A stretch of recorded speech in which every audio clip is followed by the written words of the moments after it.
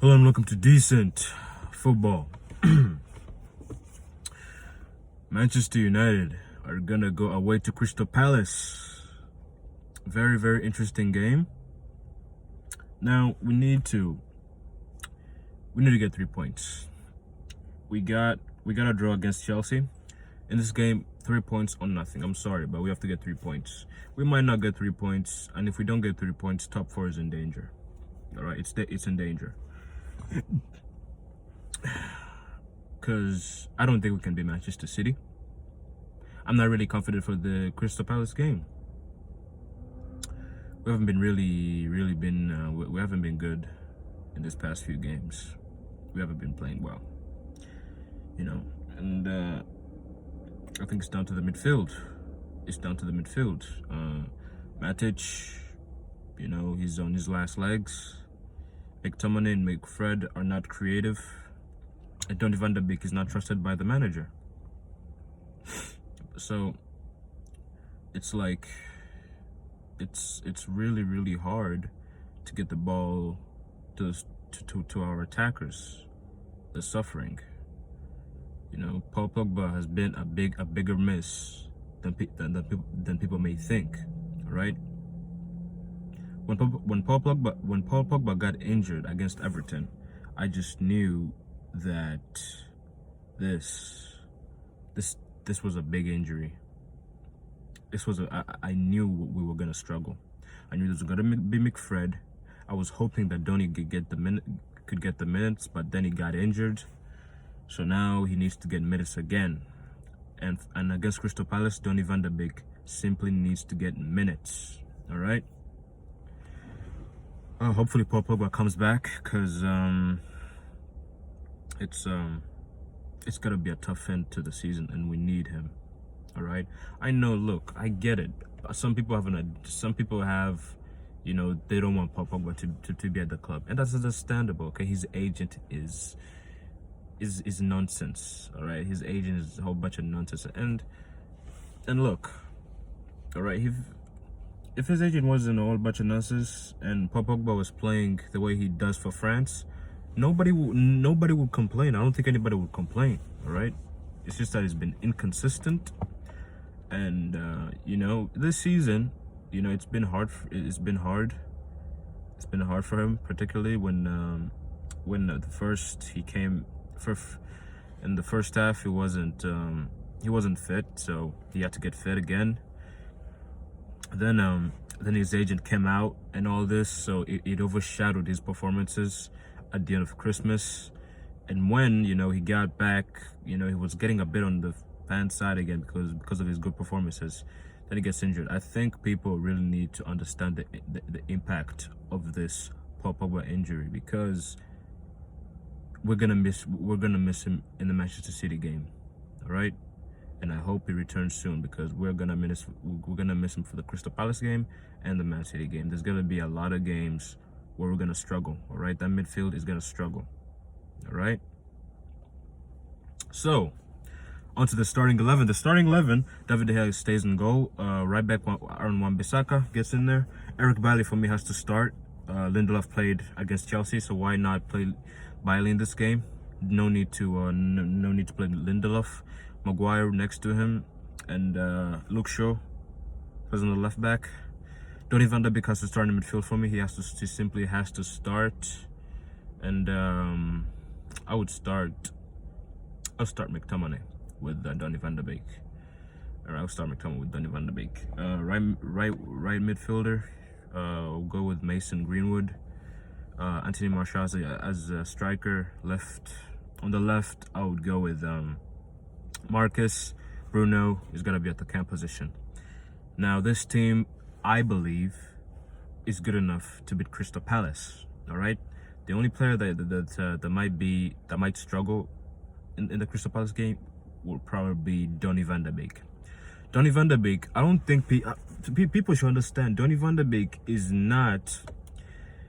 He's not in sync with his teammates. He most of the times he's played at the number 10, and he's not a player that that likes to ask for the ball and take control.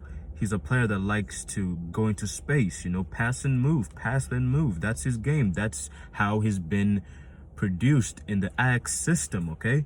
So right now he needs to get games to get used to the team, to the Manchester United teammates. He needs to know that Marcus is gonna run always, all right? He needs to know that he's gonna be here, he's gonna be there, okay? He needs to know that he needs to know his teammates on the pitch, and and he needs to get game time. All right, Crystal Palace for me is the game that needs to get game time. I wouldn't mind seeing Amad Diallo come on for like for 20 minutes. I wouldn't mind seeing that. Hopefully Ole does that. But yeah, you know, it's very, very interesting that we're in second right now, and in Jose Mourinho's season, I think we were 6 points ahead. I think we were 6 points. We were like 50. We had like 56 points during this time after 26 games. I think, yeah. And I don't know what you could call it. Could you call it progress or not? You know, some people might call it, oh, it's, you know, we're progressing. And some people are like, it's not good enough, okay? We're Manchester United. We shouldn't be accepting second. Look, I get that. We should not be accepting second. But look, Manchester City are too good, all right? They're too good at the moment, all right? And some people might suggest, oh, we need to get a better manager and all that, you know? And look, that's a valid point. It's a valid point, all right? When you need, if you want to... If you want to win titles and compete for the Champions League, you have to get an elite manager to do that, all right? But the problem is, it's the board, all right? It's always been the board. Look, the manager can take criticism. I'm not saying he's not is immune to criticism. No, he's not, all right? Because against the Chelsea game, he should have brought on Donny van de Beek. He should have brought on players to try to get a goal, to try to win the game. All right, honestly, you need to try something to win the game. Even if it would have ended a 0-0 or worse, a loss, then you're like, okay, at least we'll try to go for it. You know, at least we're trying to do something different. Ole right now is trying to do what he thinks. He's trying to do what he thinks is best for Manchester United and best to keep him in the job. And you might say that's not good. You might say it's like it's a 50-50, all right? You don't know what you're gonna get. It's either gonna end badly, or it's gonna end up looking good. It's gonna end up looking like a master plan, all right? But yeah, you know, we have to wait until May. We have to wait until May. We simply have to wait until May, all right? Because you never know what's gonna happen. We could go on this amazing run and win a trophy or two, or it could go south and we finish outside the top four. We don't win any trophy, or we could just stay where we are and no trophies. You never know what it is. You gotta look at the context. You gotta look at the context of the season. If you remember, the beginning of the season, every single fan was like, we're gonna have a bad season. Every single fan, they were like, we're not gonna be competing with Liverpool or City. All right, I said that myself too.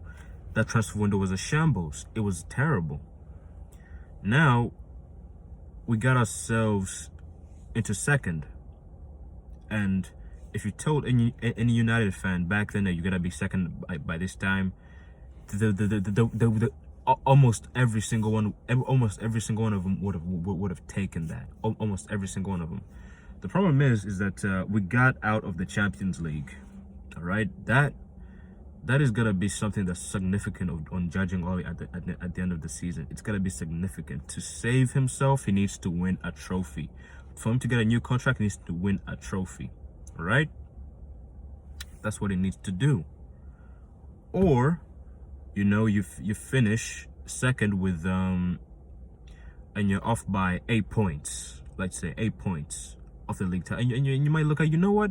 That's acceptable. That's not bad, okay? At least we closed the gap. At least the gap is not 15 points or 19 or 20 points or anything like that. No, at least the gap is not too big, all right? So you're gonna have to wait until May until we judge Ollie.